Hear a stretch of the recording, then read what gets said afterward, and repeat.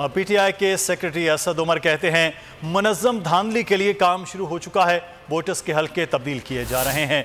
एक घर के वोट 6 इलाकों में मुंतकिल किए गए।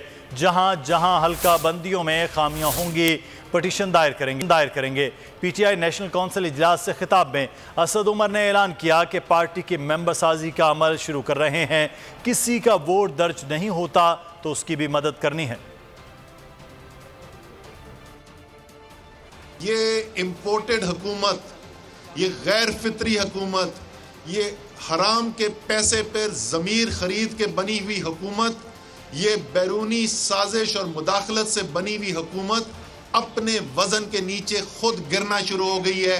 ये ज्यादा देर तक ये मामला चलने नहीं वाला, इसलिए आपने इलेक्शन के लिए तैयार रहना है। क्योंकि जैसे मैं पहले 2-3 दफा बोल चुका हूं, वोट इस वक्त इमरान खान का है।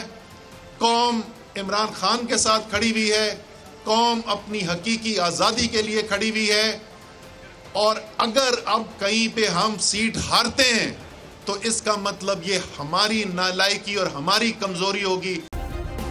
सब्सक्राइब करें और बेल दबाएं ताकि कोई खबर रह न जाए।